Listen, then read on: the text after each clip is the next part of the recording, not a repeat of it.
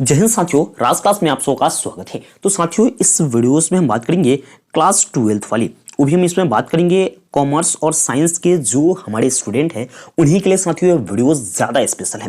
वो भी आप लोग बिहार बोर्ड वाले जितने स्टूडेंट हैं सभी के लिए, क्लास 12th वाले के लिए। इसमें हम बात करेंगे इंग्लिश की पूरी महत्वपूर्ण प्रश्न के बारे में साथियों बात करेंगे। यह वीडियोस आपकी दो पार्ट में मिलेगी। फर्स्ट वाले पार्ट में कुछ क्वेश्चंस के बारे में बात करेंगे, उसके बाद नेक्स्ट वीडियोस में भी हम लोग प्रश्न के बारे में बात करते रहेंगे साथियों। ठीक है, अगर आप हमारे चैनल पर भी नए हैं तो चैनल को सब्सक्राइब कर लीजिएगा, वेल नोटिफिकेशन ऑन कर लीजिएगा ताकि मेरे वीडियो का नोटिफिकेशन दोस्त सबसे पहले आपको मिलता रहेगा। क्योंकि वीडियोस बहुत ही कमाल की होने वाली है। आपकी एग्जाम की जो डेट है बहुत करीब आ चुकी है। आपकी एग्जाम 1 फरवरी से है और बहुत ही 1 महीने के आसपास, 1 महीने से कम ही आपके पास समय बची हुई मेरे दोस्त। ठीक है, तो अगर जो आपने हिंदी का इंपॉर्टेंट वीडियोस नहीं देखा है तो डिस्क्रिप्शन में उसका लिंक है मेरे दोस्त। 4 पार्ट में वो वीडियोस को बनाया गया है। आप उसको पूरा नोट डाउन कर ले, अच्छी प्रकार से 2 बार 3 बार रिवाइज करेंगे, वीडियोस को देखेंगे, पूरी कॉन्सेप्ट आपको समझ में चलेगी, पूरी प्रश्न आपको समझ में चलेंगे। जिसमें से हिंदी के मैंने 40 प्रश्न के बारे में साथियों उस पूरी 4 वीडियोस में मैंने बात किया है। तो चलिए हम लोग इंग्लिश के प्रश्न के बारे में बात करेंगे 2022 वाले जितने हमारे स्टूडेंट हैं उन सभी के लिए साथियों, यानी इंग्लिश का वीवीआई क्वेश्चन फॉर 2022 के लिए, क्लास 12th वाले के लिए। तो पहला नंबर आपका क्वेश्चन किस तरह से पूछा जाएगा यहाँ पे आप लोग समझ सकते, पूरा डेडिकेटेड एकदम पैटर्न बाय पैटर्न वीडियोस एकदम सिलेबस के अनुसार। क्या है, right an essay on any one the following 150 to 200 words. यानी आपको करना है क्या है, इसमें से आपको 4 या 5 दिए रहेंगे या 4 ही दिए रहेंगे, इसमें से किसी एक पर आपको 150 से 200 शब्द में उसका आंसर देना है। यानी ये आपका क्या है एक तरह से। तो फर्स्ट में आता है क्या है, impact of the covid on society, यानी हमारे ग्रामीण परिवेश में कोविड-19 हमको किस प्रकार प्रभावित किया है उसके बारे में लिखना है।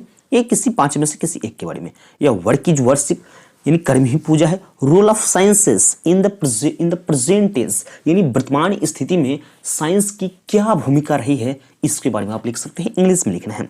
हेल्थ इज वेल्थ, स्वास्थ्य धन है। पोस्ट ऑफिस, इसके बाद आ जाता है पॉल्यूशन। इस 5 या 6 में से आपको एक जरूर आएंगे मेरे दोस्त, मैं आपको गारंटी देता हूं, गारंटी के साथ मैं वीडियो बनाता हूं मेरे दोस्त, इसमें से आएगा ही आएगा। ठीक है, आप लोग इसको जरूर पढ़िएगा। दूसरा प्रश्न आपसे पूछे जाएंगे, write an application to the headmaster of your school for granting for free studentship. यानी आपसे एक एप्लीकेशन के बारे में पूछा जाएगा, ये एप्लीकेशन हुई है कोई दूसरा एप्लीकेशन, पूछा ही जाएगा एप्लीकेशन में आपके पूछे रहेंगे हेडमास्टर के प्रति एक आप लेटर लिखे जिससे आपके स्टूडेंट फी, स्कूल फी या कोई चीज के लिए माफी का बात उसमें इंडिकेशन हो। या इस तरह से रहेगा, write an application to you headmaster, यानी अपने जो प्रधानाध्यापक है, प्राचार्य है, उनके पास एक पत्र लिखो। क्यों लिखो मेरे दोस्त, तो आगे देखिए ना, ऑफ योर स्कूल, अपने school board, for 5 days leave to attend the marriage ceremony of your brother. आपको लिखनी क्या है इसमें कि अपने बड़े भाई या कोई भी भाई हो, कजन हो, आसपास इन्हें उन्हें जिन्हें का हो, उसके भाई के, यानी आपके भाई के शादी में 5 दिन का आपको छुट्टी चाहिए, मैरिज सेरेमनी है, उसके लिए अपने प्रधानाध्यापक को एक पत्र लिखे। इस तरह से आपके रहेगा प्रश्न, या कोई दूसरा भी इस तरह से लेटर आ सकता है। अगला जो प्रश्न है आएगा ही आएगा इसमें से, क्या है, answer any 3 question following the words 100 to 200। इसमें आपके 6 क्वेश्चन दिए रहते हैं जिसमें से 3 प्रश्न को आपको साथियों बनाने हैं। ठीक है, आपको प्रश्न इसमें से जो 3 बन जाए उसको आप बना लो, कमाल की हो जाएगी बात। ठीक है, ऐसे बनने वाला सब रहता है, आपको जो आसानी लगे, जिसमें आपको कंफ्यूजन ना हो, उसी प्रश्न को मेरे दोस्त यहाँ पे आप लोग सोल्व करेंगे, टच कीजिएगा। ठीक है, तो इसका ए नंबर क्या है, right the summary of anyone, यानी आपको जो 4 को मैंने यहाँ पे लिखा हुआ इसमें से एक समरी आएगा ही आएगा। द सोल्जर है, दूसरा स्नेक है, तीसरा है फायर हाइमंस, 4 नंबर है मैकवेटी द मिस्ट्री कैट, इसमें से आएगा ही आएगा। अगला इसका बी नंबर आता है, right the summary of anyone, यानी इसमें से भी किसी एक को। पहला है द आर्टिस्ट, दूसरा है पिंच ऑफ सनफ, तीसरा है भारत इज माय होम, और 4 नंबर है मैरिज प्रपोजल। इसमें से आपको आएगा ही आएगा एक गारंटी के साथ। फिर आगे आता है, write a note on the future of English in India. इसको मैं आपको समझाते हुए चलेंगे, इसके आंसर को, बड़ी कमाल की चीज है। यानी क्या कह रहा है, future of English in India, यानी जो इंडिया है उसमें फ्यूचर ऑफ, यानी आगे जो भविष्य में इंग्लिश का क्या रोल रहेगा, क्या भूमिका रहेगी भारत देश में इंग्लिश के बारे में, उसी के बारे में साथियों यह प्रश्न पूछा गया है। तो चलिए इसका आंसर हम लोग साथ ही साथ चलेंगे, आपको समझाते चलेंगे। क्या कह रहा है, the future of English is the very bright in the India, यानी इंडिया में जो इंग्लिश का फ्यूचर बहुत ही ब्राइट है। बिकॉज लेकिन इसमें कारण है, of its vast scope of the cultivation, कथिए यूटिलाइजेशन, यानी कह रहा है बिकॉज यानी कारण है, फॉर भास्ट स्कोप यानी थोड़ा बड़ा स्कोप होता है यूटिलाइजेशन करने में। ठीक है, अगला है English is the link language of the country, यानी किसी कंट्री के जुड़ाव के लिए एक लिंक लैंग्वेज इसको कहा जाता है मेरे दोस्त। कह रहा है it is the spreading for a wide in our country, यानी यह एक जाल की तरह है हमारे देश में फैलते जा रहा है। फिर आगे कह रहा है India is the developing country, India एक प्रगतिशील देश है। ठीक है, all the recent invention and the discover are founded in the book of English. कह रहा है कि यहाँ पे जितना इन्वेंशन होता है, फाउंड करते किसी चीज को खोज करता है, वह इंग्लिश में वो बुक को लिखा जाता है। कह रहा है today we can not process without English, यानी बिना इंग्लिश के नहीं संभव है। कह रहा है English has became the international language, यानी कह रहा है कि आने वाली कुछ ऐसे समय आएगी कि इंग्लिश को एक राष्ट्रीय भाषा के रूप में स्वीकृत किया जाएगा। And it has future in India, यानी यह एक इंडिया का ब्राइट फ्यूचर माना जाता है। Because of the globalisation thus it can say to be the future of English in the India is very bright. यह कह रहा है, लेकिन आपको इसके बारे में ध्यान नहीं, तो हमारे पास प्रश्न पूछ रहा है, लेकिन आपको संस्कृति का ख्याल जरूर रखना है, क्योंकि आप लोगों ने अपनी संस्कृति को भूल दोगे, बहुत बुरी बात है मेरे दोस्त। ये पूछ रहा है, क्वेश्चन को पूछने दो, क्या कर रहा है, कुछ नहीं कर रहा, उससे कोई मतलब नहीं। जो प्रश्न पूछता उसके बारे में आप पूरा एकदम उगिल डालो ना, पूरा एकदम छाप डालो, यानी जैसे मन है वैसे लिख दो, एकदम पूरा डेडिकेशन इंग्लिश के बारे में लिखना है जरूर करके उसको पूरा एक ना फॉर्मेट दो, उसको दिखा दो एग्जामिनर को। ठीक है मेरे दोस्त, अगला प्रश्न डी नंबर है write a note on the English as world language. कह रहा है कि इंग्लिश एक वर्ल्ड लैंग्वेज है, इसके बारे में आप एक राइट नोट करना है। आंसर क्या है, English is the red and spoken all over the world, यानी ऑल ओवर द वर्ल्ड में इंग्लिश को लिखा और क्या यानी बोला और लिखा जाता है मेरे दोस्त। इंग्लिश के बारे में कह रहा है it is used a mother tongue, या बड़ी कह रहा है कि इसको हम लोग मातृ यानी मदर टंग बोलचाल की भाषा में इसको यूज करते हैं। और first language in the UK, यानी यूके का फर्स्ट लैंग्वेज है, यूके यूएसए, इसके बाद कनाडा, उसके बाद है आपका रशिया आ जाएगा, Australia, New Zealand and South Africa. This country are generally known as the mother tongue country, यानी यहाँ पे मदर टंग के ऑफ द इंग्लिश है इसमें। It is used A second official language, यानी कहाँ पे इसको सेकेंड ऑफिशियल लैंग्वेज के तहत माना गया है मेरे दोस्त। In many Asian and African countries such as India, Singapore, Malaysia etc. इस तरह की एशियन बहुत सारी कंट्री है जहाँ पे इसको इंग्लिश को एक सेकेंड लैंग्वेज का नाम दिया गया है।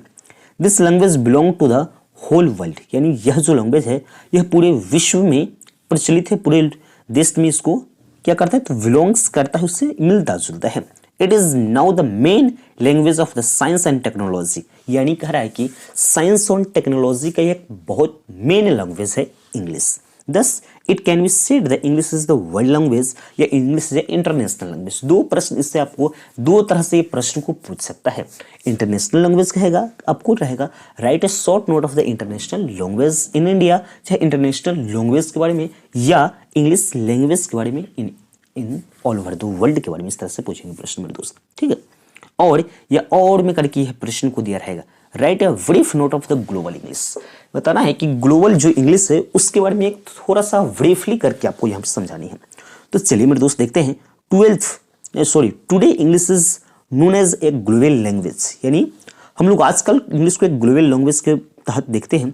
Because no other language is the world read and spoken is so many countries as it is. इसको उसी तौर पर हम लोग सो मेनी बहुत सारे कंट्री में देखा करते हैं। करें नेचुरली, यानी it has become a language of the international trades, commerce, science, technology, diplomacy. During 12th century English familiar stabilised itself as a world language and took a global shape. Thus, we can say that the English is the global language. इस तरह से आपका है। अगला प्रश्न आता है मेरे दोस्त, match the name of poets and prose. यहाँ पे देखिए मेरे दोस्त, इस पे कोई प्रश्न नहीं दिया गया है, आपको एक समझाने के लिए प्रश्न को लिखा गया है। यानी इस प्रश्न को कहने का मतलब क्या है कि आप अपनी जो बुक है इंग्लिश का प्रोज सेक्शन और पोएट्री सेक्शन दोनों का राइटर नेम अच्छी प्रकार से रट लोगे, अच्छी प्रकार से याद कर लोगे तो आपको 5 नंबर यहाँ पे मेरे दोस्त मिल ही जाएंगे। आपको मिस द फॉलोइंग, यहाँ पे मैंने लिख दिया है in list way with in list way, यानी इस साइड लिस्ट ए दिया रहेगा आपको और इस तरफ लिस्ट ए और लिस्ट बी, इससे आपको एरो, जो बचपन वाला क्लास में पढ़ते थे ना, इसको एरो मिलाने वाला वही वाला साथियों दिया रहेगा ना, समझे। फिर अगला कह रहा है क्वेश्चन ट्रांसलेशन इनटू इंग्लिश। इन जो ट्रांसलेशन आपको 10 ट्रांसलेशन दिया है कि 5 को उसमें से बनाने रहेंगे मेरे दोस्त, तो आप लोग ट्रांसलेशन तो कैसे ही बना लेंगे। इसके बाद कह रहा है 4 नंबर में आता है read the passage and and answer the questions. आपको एक पैसेज दिए रहेंगे, ठीक है, एक छोटा सा पैसेज, वही मानिए 200-300 वर्ड का एक पैसेज दिया रहेगा, उसमें 2 या 3 क्वेश्चन आपसे पूछे जाएंगे उसी पैसेज से रिलेटेड, तो उसी पैसेज में खोज के लिख देना है। उसमें तो आप समझिए कि आपका क्वेश्चन आंसर साथ ही साथ दिल है मेरे दोस्त, और उसमें से देख के लिख देना है, तो ये सब तो आपको हो जाएगा। फिर यहाँ से आपको आता है right the name of English writer. तो इंग्लिश राइटर जो नेम है, इंग्लिश राइटर हो जाए या ड्रामाटिस्ट हो जाए, या आपको जो है उसके बारे में समझ लीजिए पहले क्या है। इंग्लिश के इंडियन राइटर मेरे दोस्त इसमें है पूरा, पर है आर.के. नारायण, उसके कहेगा कि उसका जो एटलीस्ट उसकी जो बातें हैं किससे वो फेमस है उसके बारे में लिखिए, फेमस उसके कुछ लिखित रचयिता है उनको लिखा कीजिए, इस तरह भी क्वेश्चन पूछेंगे। तो आर.के. नारायण है द गाइड लिखे हुए, Mulkraj Anand untouchable, Raja Rao the serpent and rope, इसका मनोहर मालगोनकर ए विहेंड्स इन द गैंग्स। फिर आगे है रविंद्रनाथ टैगोर गीतांजलि को उन्होंने यहाँ पे रिप्रेजेंट किया है। फिर हमारे पास मेरे दोस्त इसी का मैंने 2-3 सेक्शन में इसको लिया हूँ जो आपकी पूरी डाउट्स क्लियर हो पाएगी। यहाँ पे किसी दूसरी वीडियोस को यूट्यूब पर सर्च करने का जरूरत नहीं पड़ेगा मेरे दोस्त, इतनी कमाल की वीडियोस है आपके लिए। मैं आपको बार बार कहता हूँ इस चैनल को सब्सक्राइब कर दीजिएगा।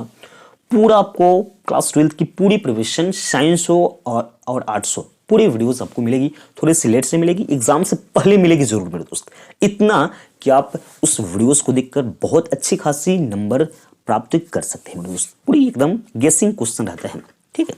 अगला प्रश्न है इसमें का है खुशवंत सिंह, यह है आपका इंडियन इंग्लिश नोवेलिस्ट है, उपन्यासकार जी है। इसका है बंकिम चटर्जी, राजा राव, मुल्कराज आनंद, आर.के. नारायण जी है।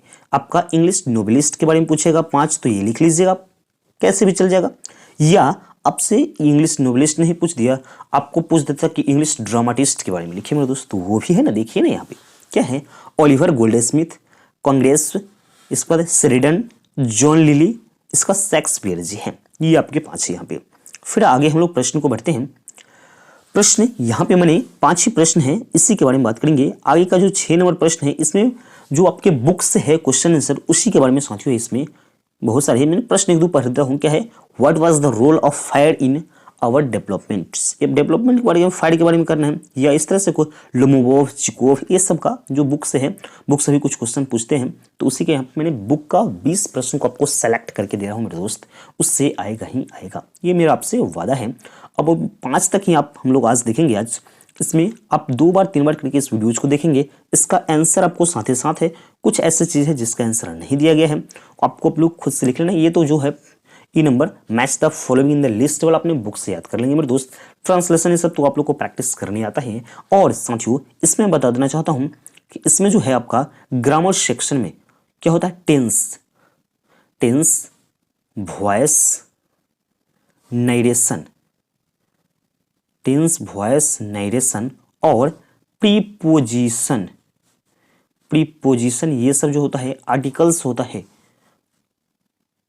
आर्टिकल्स, ये सब को आप लोग कंप्लीट कर लेंगे। अगर जब पढ़ लिए हैं तो इसको 1-2 बार अच्छा से रिवाइज कर लीजिए, जिससे आपके एग्जाम में बहुत अच्छा मार्क्स आ जाएंगे। इसमें से क्वेश्चन पूछते हैं मेरे साथियों, ठीक है, इसलिए मैं आपको ये बता दे रहा हूँ कि आपको इसको प्रिपरेशन कर लेते हो 2-3 बार रिवाइज, तो आपको अच्छी खासी नंबर यहाँ से आ जाएगी साथियों। और सब जो यहाँ पे क्वेश्चन आंसर है सबका मैंने यहाँ पे आंसर लिख दिया मेरे साथियों, ठीक है। अगर जब आप हमारे चैनल पर नए हैं तो चैनल को सब्सक्राइब कर लीजिएगा, बेल नोटिफिकेशन को ऑन कर लीजिएगा, ताकि मेरे वीडियो का नोटिफिकेशन मेरे दोस्त सबसे पहले आपको मिलता रहेगा। तो मिलते हैं नेक्स्ट वीडियो में, तब तक के लिए जय हिंद।